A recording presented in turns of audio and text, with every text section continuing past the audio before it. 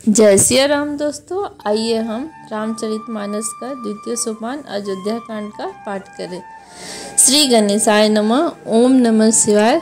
श्री गुरुचरण सरोज रज निज मन मुकर सुधार, वरनु रघुबर विमल जसु जो दायक फलचार, बुद्धिहीन तनु जानिके सुमिरो पवन कुमार, बल बुद्धि विद्या देहु महि हरहु कलेश विकार। सियावर राम जय जय राम। पिछले एपिसोड में हमने दोहा नंबर 81 तक की कथा पढ़ी थी। अब आगे की कथा इस प्रकार है। सिया राम जय जय राम, सिया राम जय जय सिया राम। पाई रजाय सुनाई सिरु, रथु अति वेग बनाए, गयु जहाँ बाहेर नगर, सिया सहित दोई भाई। सियावर राम जय जय राम। राजा दशरथ जी सुमन जी को आज्ञा देते हैं कि जाइए और राम लक्ष्मण सीता को बुला के ले आइए। सुमन जी राजा का आज्ञा पाकर सिर नवाकर और बहुत जल्दी रथ जुड़वाकर वहां गए, जहां नगर के बाहर सीता सहित दोनों भाई थे। तब सुमंत्र नृप बचन सुनाए, करी बिनती रथ राम चढ़ाए। चढ़ी रथ सिया सहित दोई भाई, चले हृदय अवधि सिरुनाई। चलत राम लखी अवध अनाथा, विकल लोग सब लागे साथा। कृपा सिंधु बहु विधि समुझावही, फिर ही प्रेम बस पुनि फिर आवही। लागति अवध भयावनी भारी, मानहु काल राति अधियारी। घोर जंतु समपुर नर नारी, डर पहि एक निहारी। घर मसान परिजन जन भूता, सुत हित मीत मनहु जमदूता। बागन बिटप बिली कुमिलाही, सरित सरोवर देख न जाही। अर्थात सुमन जी वहां पहुंचकर राजा के वचन श्री रामचंद्र जी को सुनाए और विनती करके उनको रथ पर बैठाया और सीता सहित दोनों भाई रथ पर चढ़कर हृदय में अयोध्या को सिर नवाकर चले। श्री रामचंद्र जी को जाते हुए अयोध्या को अनाथ होते देख सब लोग व्याकुल होकर उनके साथ हो लिए। कृपा के समुद्र श्री रामचंद्र जी उन्हें बहुत तरह से समझाते हैं तो वे अयोध्या की ओर लौट जाते हैं, परंतु प्रेमवश फिर लौट आते हैं। अयोध्यापुरी बड़ा डरावनी लग रही है, मानो अंधकारमय काल रात्रि ही हो। नगर के नर नारी भयानक जंतुओं के समान एक दूसरे को देखकर डर रहे हैं। घर शमशान, कुटुंबी, भूत प्रेत और पुत्र हितैषी और मित्र मानो यमराज के दूत हैं। बगीचों में वृक्ष और बेलें कुम्हला रही हैं। नदी और तालाब ऐसे भयानक लगते हैं कि उनकी ओर देखा भी नहीं जाता। सिया राम जय जय राम, सिया राम जय जय सिया राम। है गए कोट ही केली मृग, पुर पशु चातक मोर। पिक रथांग सुख सारिका, सारस हंस चकोर। सियावर राम जय जय राम। करोड़ों घोड़े हाथी खेलने के लिए पाले हुए हिरन, नगर के गाय बैल बकरी आदि पशु, पपीहे मोर कोयल चकवे तोते मैना सारस हंस और चकोर। राम वियोग विकल सब ठाढ़े, जह तह मनहु चित्र लिखी काढ़े। नगर सफल बनु गहबर भारी, खग मृग विपुल सकल नर नारी। विधि कई किरात निकिन्ही, यही दूसह दसहु दिस दीन्ही। सही न सके रघुबर बिरहागी, चले लोग सब व्याकुल भागी। सब ही विचार किन्हीं मन माही, राम लखन सिय बिनु सुख नाही। जहाँ राम तह सुबहु समाजू, बिनु रघुवीर अवध नहीं काजू। चले साथ अस मंत्र दृढ़ाई, सुर दुर्लभ सुख सदन बिहाई। राम चरण पंकज प्रिय जिन्ही, विषय भोग बस करहि की तिन्ही। श्री रामचंद्र जी के वियोग में सभी व्याकुल हुए, जहाँ तहाँ ऐसे चुपचाप स्थिर होकर खड़े हैं मानो तस्वीरों में लिखकर बनाए गए हैं। नगर मानो फलों से परिपूर्ण बड़ा भारी सघन वन सा था। नगरवासी सब स्त्री पुरुष, बहुत से पशु पक्षी थे, अर्थात अवधपुरी अर्थ धर्म काम मोक्ष चारों फलों को देने वाली नगरी थी और सब स्त्री पुरुष सुख से उन फलों को प्राप्त करते थे।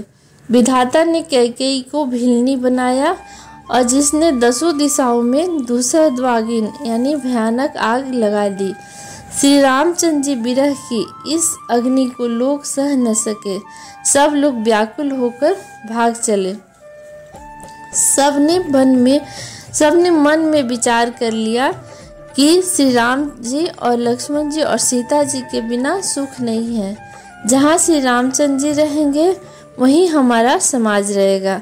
श्री रामचंद्र जी के बिना अयोध्या में हम लोग कुछ काम नहीं है। ऐसा विचार दृढ़ करके देवताओं को भी दुर्लभ सुखों से पूर्ण घरों को छोड़कर सब श्री रामचंद्र जी के साथ चल पड़े। जिनको श्री रामचंद्र जी के चरण कमल प्यारे हैं, उन्हें क्या कभी विषय भोग वश में कर सकते हैं।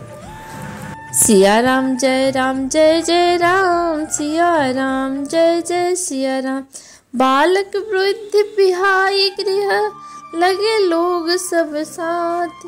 तमसा तीर निवास किया, प्रथम दिवस रघुनाथ। सियावर राम जय जय राम। बच्चों और बूढ़ों को घरों में छोड़कर सब लोग साथ हो लिए।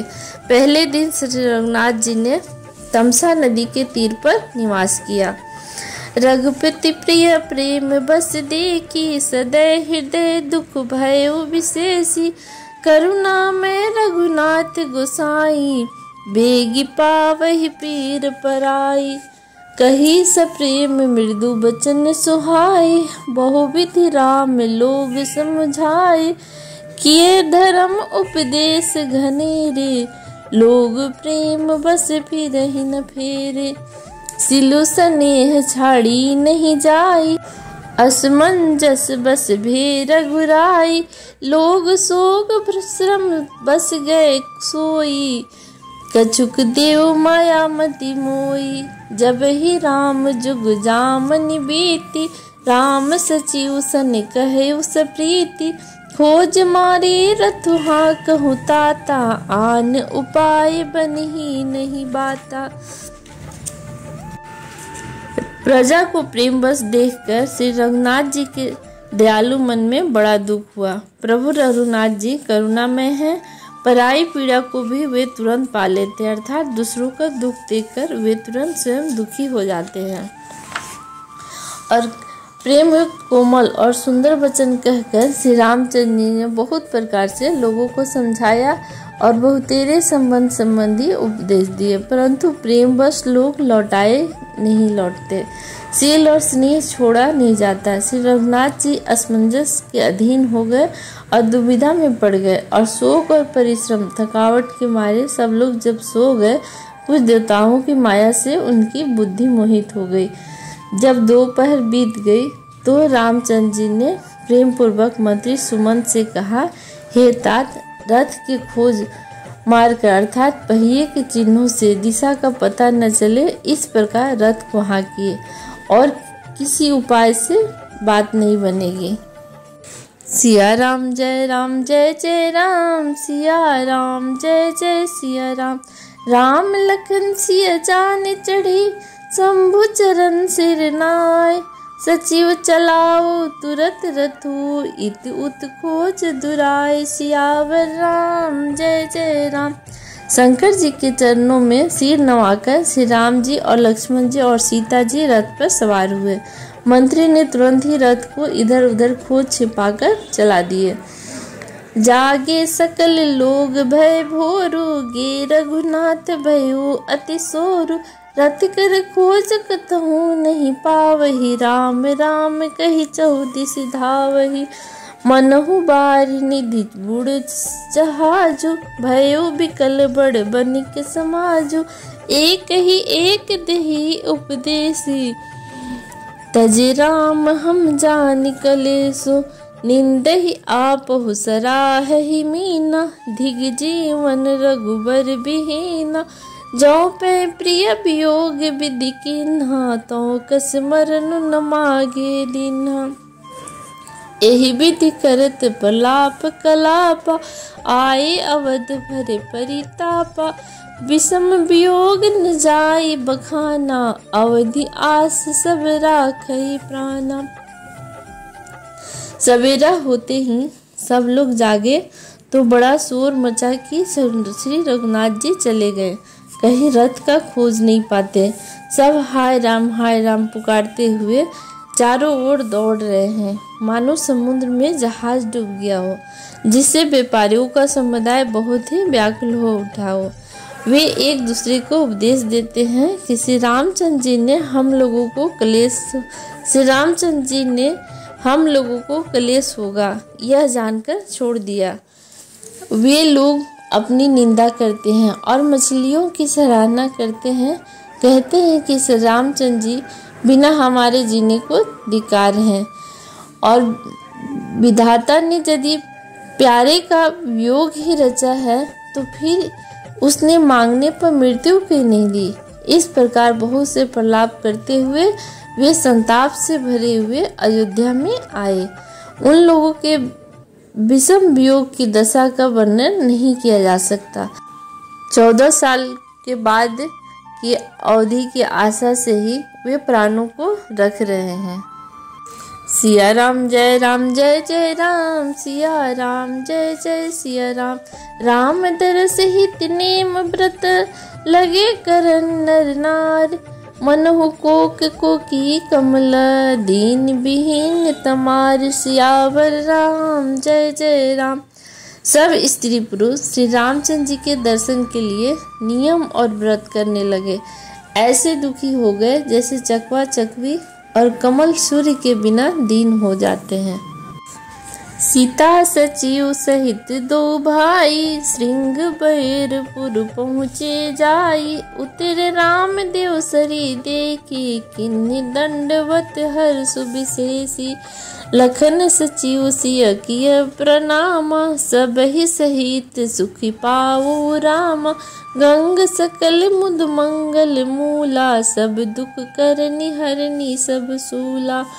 कही कही कोटि की कथा प्रसंगा, राम बोलो कही गंग तरंगा। सचिव ही अनुज ही प्रिय सुनाई, विबुध नदी महिमा अधिकाई। मज्जनु किन्ह पंथ श्रम गयो, सुचि जल पियत मुदित मन भयो। सुमिरत जाय मिटे श्रम भारू, तेहि श्रम यह लौकिक व्यवहारू।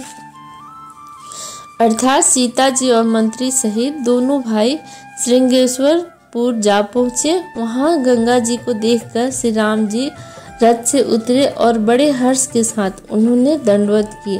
लक्ष्मण जी और सुमंत्र और सीता जी ने प्रणाम किया और सबके साथ श्री रामचंद्र जी ने सुख पाया। गंगा जी समस्त आनंद मंगलों की मूल हैं। वे सब सुखों को देने वाली और सब पीड़ाओं को हरने वाली हैं। अनेक कथा प्रसंग कहते हुए श्री रामचंद्र जी गंगा की तरंगों को देख रहे हैं। उन्होंने मंत्री को, छोटे भाई लक्ष्मण जी को और प्रिया सीता जी को देव नदी गंगा जी की बड़ी महिमा सुनाई। इसके बाद सबने स्नान किया, जिससे मार्ग का सारा श्रम यानी थकावट दूर हो गया। पवित्र जल पीते ही मन प्रसन्न हो गया। जिनके स्मरण मात्र से बार बार जन्म के और मरने का महान श्रम मिट जाता है, उनको श्रम होना यह केवल लौकिक व्यवहार यानी नर लीला है। सिया राम जय राम, सिया राम जय जय सिया राम। शुद्ध सचितानंदमय, कंद भानु कुल केतु। चरित करत नर अनुहरत, सुरति सागर से तुसियावर राम जय राम। शुद्ध प्रकृति जन, त्रिगुणों से रहित, मायातीत दिव्य मंगल विग्रह, शिष्टानंद कंद स्वरूप, सूर्य कुल के ध्वजा रूप भगवान श्री रामचंद्र जी मनुष्यों के सदृश ऐसे चरित करते हैं जो संसार रूपी समुद्र के पार उतरने के लिए पुल के समान है। यह सुधि गृह निषाद जब पाई, मुदित लिए प्रिय बंधु बुलाई। लिए फल मूल भेंट भरी भारा, मिलन चले ओहि अहर सु अपारा। करी दंडवत भेंट धरी आगे, प्रभु बिलोकत अति अनुरागे। सहज स्नेह विवश रघुराई, पूछी कुशल निकट बैठाई। नाथ कुशल पद पंकज देख, भयो भाग भाजन जन लेख। देव धरनी धनु धाम तुम्हारा, मैं जनु नीचु सहित परिवारा। कृपा करियो पुर धारी पाऊ, थापी जनु सब लोग सियाहु। कहे सत्य सब सखा सुजाना, मोहि दिन पितु आय सुआना। जब निषाद राज गुह ने यह खबर पाई तब आनंदित होकर उसने अपने प्रियजनों और भाई बंधुओं को बुला लिया और भेंट देने के लिए फल मूल कंद लेकर उन्हें भारों यानी बहंगियों में भरकर मिलने के लिए चला। उसके हृदय में हर्ष का पार नहीं था। दंडवत करके भेंट सामने रख वह अत्यंत प्रेम से प्रभु को देखने लगा। रघुनाथ जी ने स्वाभाविक स्नेह के वश होकर उसे अपने पास बैठाकर कुशल पूछी। निषाद राज ने उत्तर दिया, हे नाथ, आपके चरण कमलों के दर्शन से ही कुशल हैं। आपके चरना बिंदु के दर्शन कर आज मैं भाग्यवान पुरुषों की गिनती में आ गया। हे देव, यह पृथ्वी, धन और घर सब आपका ही है। मैं तो परिवार सहित आपका निज सेवक हूँ। अब कृपा करके पुर यानी श्रृंगेश्वरपुर में पधारिए और इस दास की प्रतिष्ठा बढ़ाइए, जिससे सब लोग मेरे भाग्य की बड़ाई करें।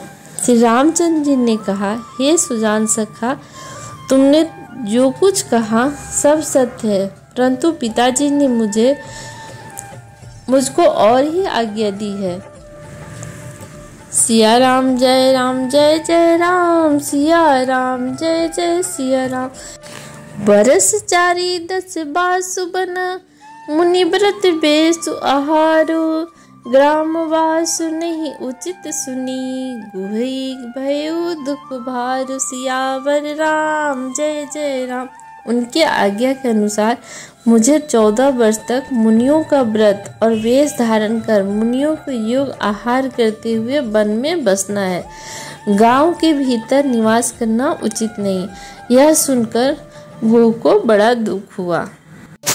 जय श्री राम। अब तक की कथा यहीं पे, आगे की कथा सुनने के लिए चैनल को सब्सक्राइब करें। धन्यवाद।